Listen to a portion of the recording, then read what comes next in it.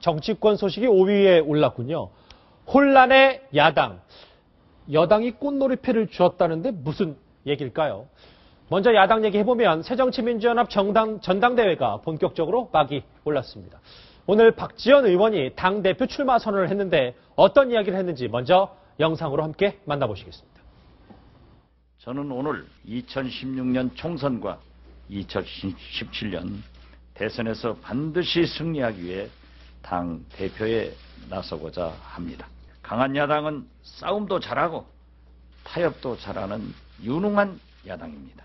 당은 지금 특정 계파의 당으로 전락하느냐, 우리 모두가 주인인 당으로 가느냐 하는 기름길에 서 있습니다. 강력한 리더십으로 계파 독점을 깨고 당평 인사로 공정하게 당을 운영하겠습니다.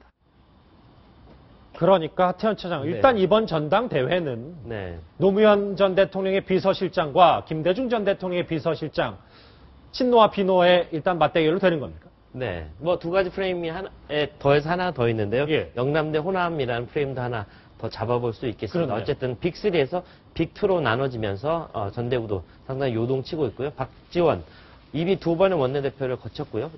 이번에는 당권에 도전하는 상황입니다. 그렇기 때문에 상당히 흥미롭게 돌아가는 야당의 정치 상황입니다. 예.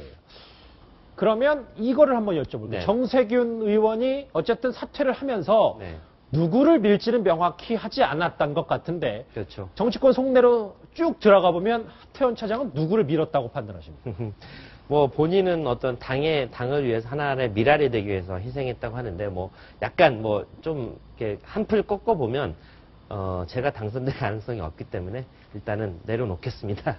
이렇게 읽혀집니다. 어쨌든 뭐 본인이 누구를 지지한다고 선언을 하지 않았으나 정치권에서는 설왕설래가 상당히 많습니다. 한 가지 정세균 의원이 친노 계열로 분류되기 때문에 결국에는 그 표가 어디로 가겠냐 하면 결국 문재인 친노계의 좌장격인 문재인 후보에게 가겠다. 뭐 이런 얘기를 하는 의견이 한 가지가 있고요. 또 하나는 정세균 의원의 주요 지지층은 아무래도 호남입니다. 호남이기 때문에 호남을 대표하는 DJ의 적자라고 볼 수 있는 박지원 의원에게 결국 표가 가겠다. 그런 두 가지 상충되는 의견들이 나오고 있는데 결국 이렇습니다. 3자 구도일 때 굉장히 혼란스럽게 진행되는 그 표 대결 구도가 결국 양자 대결로 가면 51대 49 이렇게 박빙으로 갈 수밖에 없는데요. 그럴 수 있겠네요. 네, 그렇게 될 경우에 결국 저는 반사이익은 박지원 의원이 결국 보지 않을까. 그 3자 대결에서는 문재인 의원의 압도적인 승리가 예상이 됐는데 결국 양자 구도로 정립이 되면 결국 표가 양분되는 효과, 그러면서 상당히 예측 불가능한 그런 전대가 되지 않을까 하는 생각입니다. 이 전당대회 이 대결 구도 외에도 과거 야당의 간판이었던 정동영 상임고문이 탈당을 시사했습니다. 먼저 영상을 보고 이야기 나눠보도록 하죠. 많은 분들 얘기를 들었고요. 이제 더 깊이 생각하겠습니다.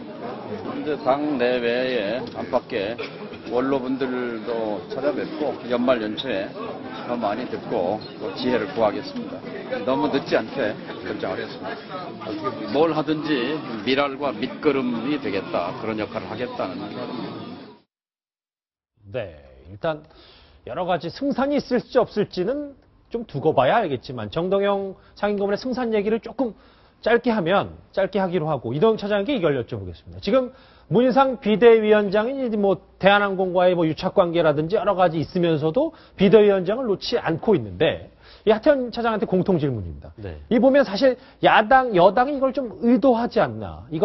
이 비대위원장을 공격을 덜 하면서 뭔가 또 약점을 계속 잡고 있는 듯한 느낌도 들고, 뭐 특검이라든지 기타 검찰 조사를 받으라고 계속해서 주장을 하진 않잖아요.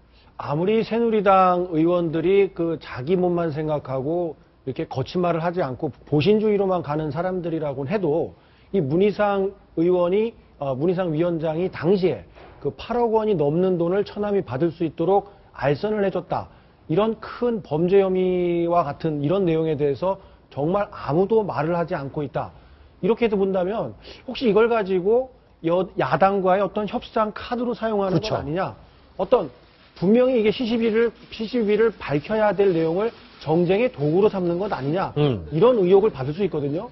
만약에 그렇게 된다면 이건 뭐 다를 바가 없습니다. 그렇게 한 사람이나 그걸 가지고 내가 또 이익을 챙겨보겠다. 이렇게 말하는 여당이나 다 똑같은 사람들입니다. 예.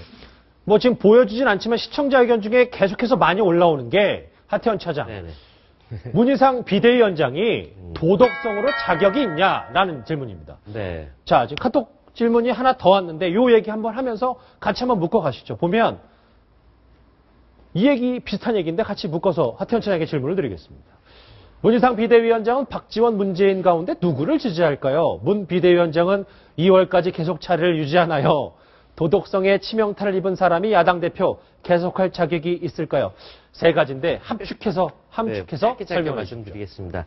박지원 후보와는 역시 DJ 정부 때 굉장히 막역한 그런 관계를 가졌기 때문에 그 부분에도 있고요. 또 그 친노 진영에서도 굉장히 또 인정받는 분이기 때문에 양쪽 다 한쪽을 섣불리 지지하지는 못할 것 같습니다. 일단 두 번째, 지지는 애매하다. 뭐 자리는 계속 유지할 것 같습니다. 당연히. 어쨌든 전대가 이미 28 전다 예정돼 있기 때문에 그 전에 굳이 문희상 비대위원장을 내려앉혀서 혼란을 야기할 이유가 없고요. 세 번째, 야당 대표 할 자격이 있을까요? 뭐 저는 개인적으로는 자격은 별로 없어 보입니다만. 자격이 없어 보인다. 28까지는 갈 것 같고요. 여권 얘기를 또 하나 간단히 해드릴 필요가 있을 것 같습니다.